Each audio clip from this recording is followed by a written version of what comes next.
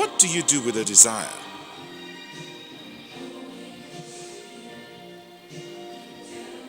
Well, Temitope Kogbe has used his desire to take pictures. I like images. I like composing, with the format, with the camera, and I like photography. That show the energy of a people pushing for change. There's a kind of energy that I thought was interesting to capture on camera, to document, and it was just a kind of primal expression of a strong desire that was shared by many people, and it cut across the classes. So it wasn't just poor people, it was all sorts of people. 13 photographs are exhibited here, most of them in black and white.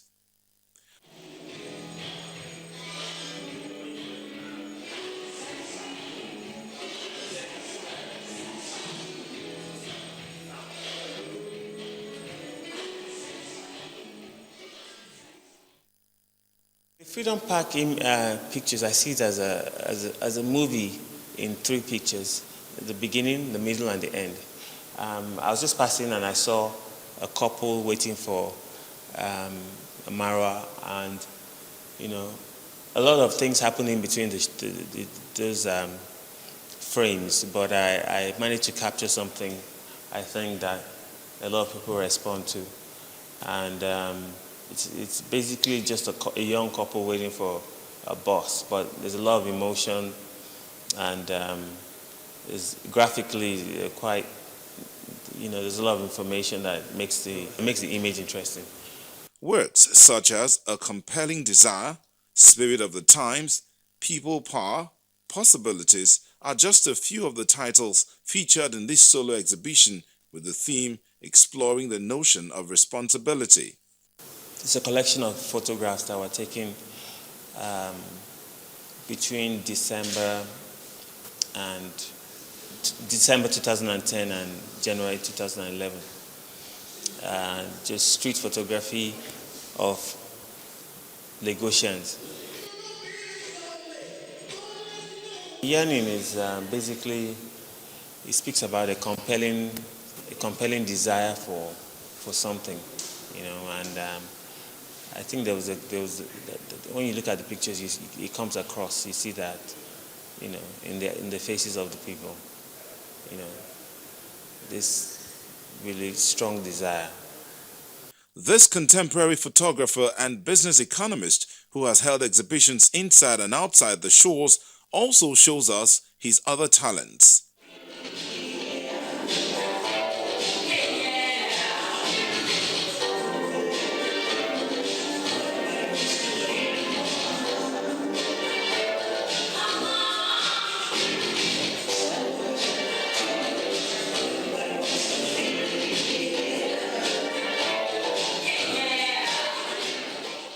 Showcasing designs from album covers and sending a message to musicians out there who have forgotten the lovely lyrics from the 60s and 80s. The music is interesting because I collect Nigerian music from the 60s, 70s, 80s, and I found that during that period they were playing a lot of those songs, Fela, Sonny Okosun, that kind of thing.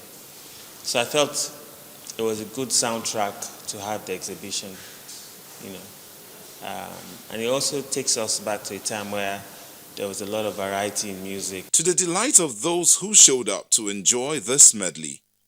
I have been so excited to see them because some of them are music I grew up on, growing up, seeing them and having them displayed like this again is quite, it's also, again, it's interesting. They bring back nice memories, so, and its conservation is retaining some things that people might not get used to again or know how things used to work, so it's kind of retro, and the retro nature of it is quite interesting. What it does for me is that it shows you why we have something to fight for, basically, and the lot of the albums here are a time when I was growing up, and we heard our parents call the names, we heard some of the songs. We basically grew up with a lot of the songs. And a lot of this made Nigeria good, if you understand what I mean. It's what that's worth fighting for. So his depiction of our current struggle today gives depth and meaning to why that struggle is important and why we need to talk, be vocal about these things. And if enough voices speak up, we hope we can get back to a time that these albums depict. For Kogbe, this exhibition is a celebration of good music and vibrant pictures.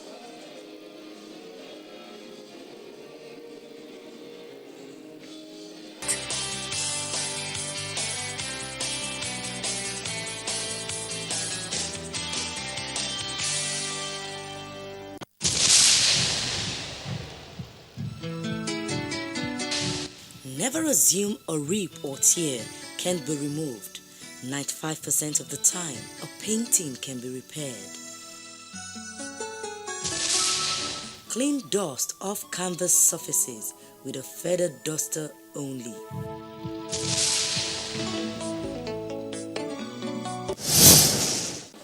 Bolaji Ogunwo presents a feast of paintings for art enthusiasts in his exhibition titled Visual Cocktail. A large crowd turned out to check out his recipes, which he put on acrylic on canvas, in over 20 paintings with titles such as The Flight, Smile, Pensive, The Chase, and many other works of art. The body of works that I've done in recent times, with which I'm trying to address the present state of the nation and to pass messages across. The work behind there is titled The Chase. And a scholar said, what you are not willing to pursue, you cannot possess. Now, I have discovered that people travel to America. I'm trying to juxtapose America and Nigeria. Now, people will say America has been there for years. But one good thing I've learned from the past leaders of America is that they were conscious of posterity, not prosperity. This artist is intrigued by people, events, and different scenes, and his paintings prove this. People will say there are several problems or challenges that Nigeria is facing, but I have come to realize that it's just 3 challenges. Number 1 is corruption. Number 2 is corruption. And the third one is corruption. And this is what I am trying to address and to proffer solution. He uses impasto technique and his palette knife skillfully to interpret the theme of survival, love, passion, and more. I see Nigeria, an eagle, taking swimming lessons in the water of corruption. I discovered that back then things were not the way they are now. And I begin to ask questions that where do we go from here?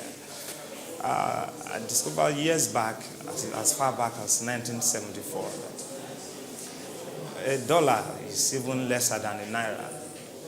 But today, $1 is about 170 naira in about 40 years. And you discover that the pressure is so much, the extrajudicial killing, kidnapping, corruption has become endemic. Then, as an artist, we cannot fold our hands and to watch things go worse than this. And as an artist as well, I deem it exigent to lend my voice through some of these works here. And every piece has a tale to it, and words of wisdom from great minds such as Henry Longfellow, Ralph Emerson, George Washington, and many others. If you look at the titles of the works on display, one is titled Change. In this painting called Change, I've depicted the typical Oshodi that some people will say is a commonplace theme or is an overflowed subject. But I'm taking it from another angle. And for every work, there's a quote from some of the greatest minds that I've read about. People like Albert Einstein, Thomas Edison, William Shakespeare, Dr. Miles Monroe, and so on and so forth. Some of the things, the postulations that they have made in the past, I think they will come in handy to help us find a solution to the endemic problem in this nation. You can see that there's a lot of passion in what he does. So these are just beyond paintings. They are messages that are conveyed to the Nigerian society. Over the years, we've come to realize that it just doesn't have talent alone, it also has character, and it's inspired a number of young students who have come through him in the painting unit of the Department of Creative Arts. Bolaji Ogunwo is a very committed artist, even though he's very young. He paints all of the time, and just a few days ago we met with some of the young students of the department who said they were inspired to study painting because the lecturers there are practitioners, and that's so important for us in the art schools that you as an artist, is also involved in practice so that your students can get inspired by what you do.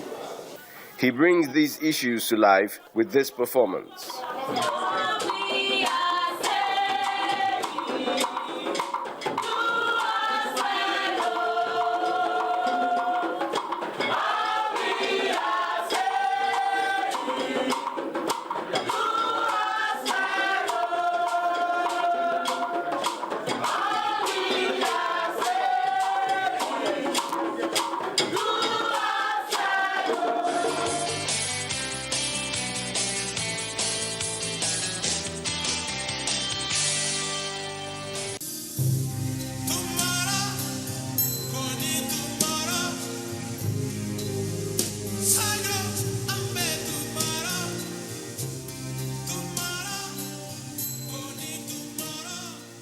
Demas Nwoko is a respected Nigerian artist, architect and master set designer born in 1935. Demas Nwoko is one artist-architect who believes in celebrating the African tradition in his works, and his studies in Zaria and Paris prepared him well for his plan of combining African art with modern ideas of European art. Nwoko's works fuse modern techniques in architecture and stage design with African tradition, with works like the Dominican Institute, Ibadan, and the Akenzua Cultural Center, Benin. In addition to his architecture, Nwoko has many other accomplishments in the arts. He co-published New Culture, a leading arts magazine pointing the way towards new movement in African art. He led the way toward a modern mode of expression in African art, theater, painting, and architecture. In addition, he is a fine actor and dancer, having performed in numerous plays in Ibadan. Nwoko belongs to that generation of artists, along with Chinua Achebe and Wole Soyinka, who fought for Nigerian independence artistically as well as politically. The success of Amos Tutuola's Palm Wine Drinker owes a little bit of credit to the efforts of Nwoko. His inventive creations helped organize a choreography and direction of the play and brought life to the themes of Tutuola in every act of the play. His body of stage design and direction, which started at Ibadan, includes Wole Soyinka's A Dance of the Forest, Brett's The Caucasian Chalk Circle, and Mbari Theatre production of John Pepper Clark's The Masquerade.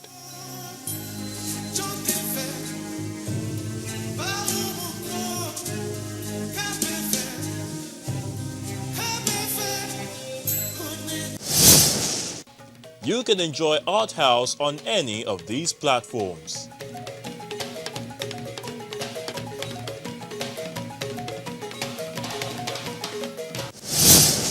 And that's how we draw the curtain on this week's edition of the show. Many thanks for watching. But don't forget, the conversation continues online. You know all our platforms, and we always love to hear from you.